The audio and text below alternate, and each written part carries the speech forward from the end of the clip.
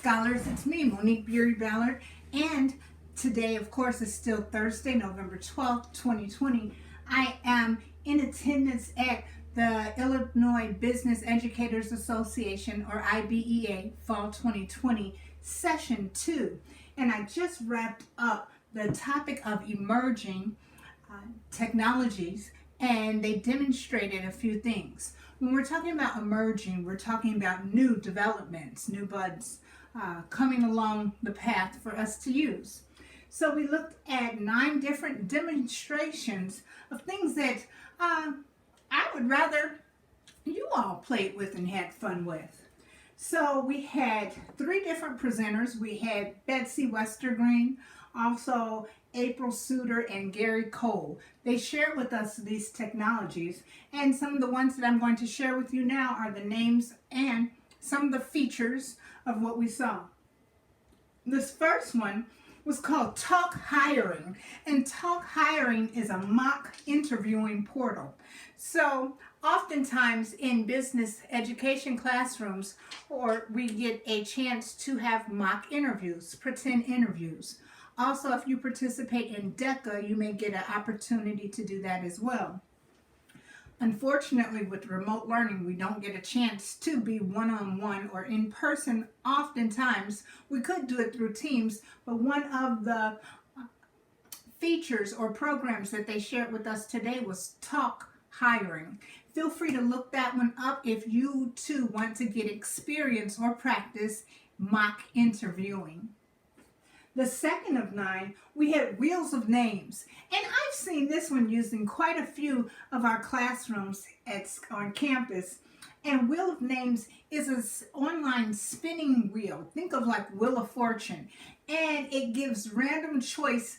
It generates random choices. So let's say, for example, I had 25 students in class and we were meeting synchronously and I wanted to call on someone. I would insert Wheel of Names, type everyone's name into it, randomly spin the wheel, and a name would pop up. So if you go to wheelofnames.com, you too can play with this technology feature. The next one was Mentimeter, M-E-N-T-I, meter.com, spelled once again, M-E-N-T-I-M-E-T-E-R,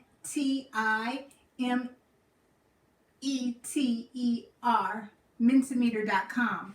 And Mentimeter has a synchronous component, so where we're all meeting live at the same time. And if you wanted to have a survey or do a poll of the room of the attendees, think about using Mentimeter. We also looked at a really fun one called Goose Chase. Goose Chase has a commercial version for paid and an educator version, EDU. So Goose Chase EDU is the one that we paid special attention to. And it's an online scavenger hunt. I can recall maybe about 10-15 years ago, and you may have experienced this too, depending on what grade you're in, whereas you had a web quest. Teachers did a whole data dump of just throwing maybe 15 to 30 sometimes websites and clues, whereas you had to go find information online. They've made it more fun now by using Goose Chase.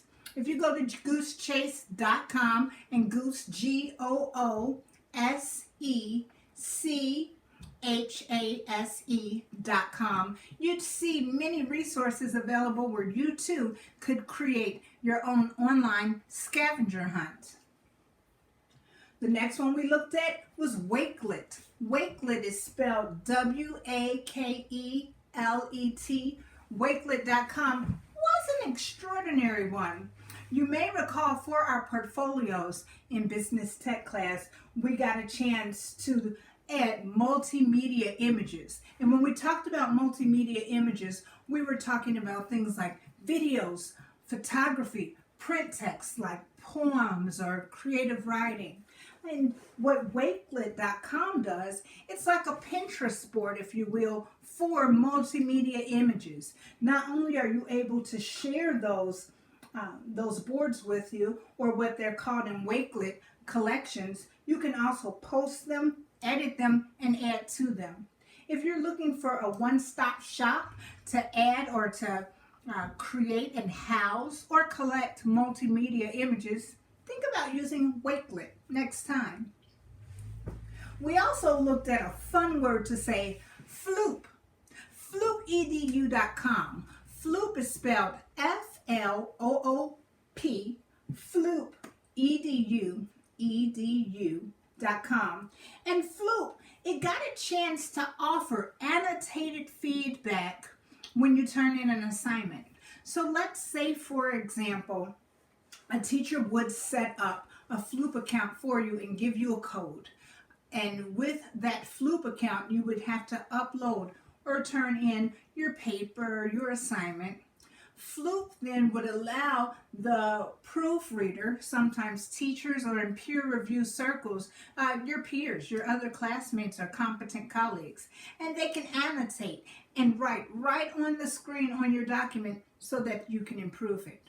I know when I studied English in undergrad, whenever I had to have papers proofread, then the big red ink pen would come out and teachers or reviewers would mark up or annotate what I needed to change.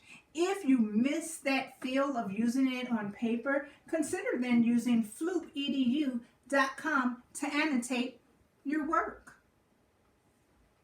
We also talked about 3 other fun ones. That next one we did was VEX. VEX is spelled V-E-X. VEX VR for virtual reality robotics. And specifically, I'll go really slow with this site. It was VR.vex, V-E-X.com, VR.vex.com. And with VR.vex.com, this was exciting. It was a cloud-based sandbox to practice coding. And when we talk about sandboxes, it's a scratching area, if you will, where you can try your code, you can debug it, you can run the code that you just programmed. With that being said, the important thing about VEX is that you were able to practice coding by typing it out, debugging it by finding your errors, but you could also save it and share it. It's a cloud-based platform, so you only have to go to that website and create an account to edit, save, and share your work. Think about if you wanted to do robotics in a cloud-based environment, considering using VR robotics. Our next to last one that we just learned about was vocaroo. Vocaroo.com is spelled V-O-C-A-R-O-O, vocaroo.com. And that's a voice recording feature where you can save, share, and post your verbal messages. You know that I like to write a lot. Think back on those weekly agendas that I send out. If I did something like vocaroo, I can just add and even share with a QR code, or to launch it on Twitter or any social media sites, and it is a quick verbal message. What I did not see there, though, was a transcript feature, whereas it would type it out for either our hearing impaired students or for our ELL learners. However, if you wanted to consider a tool with a quick voice memo feature, think about vocaroo. The last one that we learned about today in this session was parlayideas.com. Parlay is spelled P-A-R-L-A-Y, parlay, no space, ideas, I-D-E-A-S. Parlayideas.com was an interactive personal feedback app.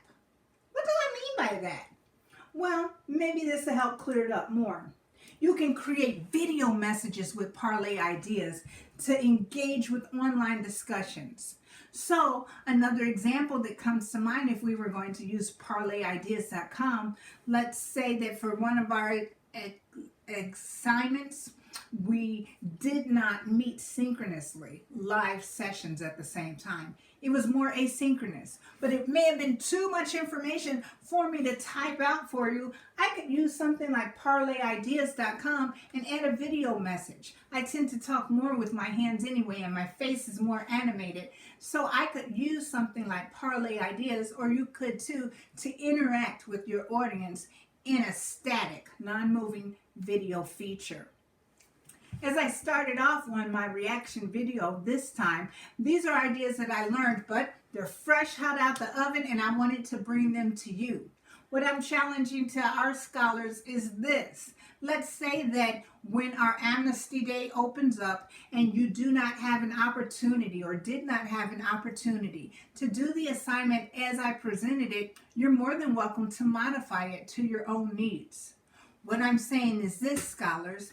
Out of these 9 examples that I just shared with you, you now have the power, the control, the autonomy, the choice within yourself, the choice to use one or more than one of these featured tools in order to teach me what you know about what we've done semester 1. Restating that differently. Out of these 9 examples that I just learned about and brought to you, your job is this. Go research one or more of them on your own. If you can find a way by using these featured technologies to show me, to demonstrate what you've learned based off of what we've talked about in class the past 13 weeks, I'm more than willing to modify your assignment. Students now have a choice to use one of these 9 examples or technologies that are emerging that I just shared with you and that we just learned about in order to show what you know. Come on to class to figure out how we can do that together. Take care. See you soon.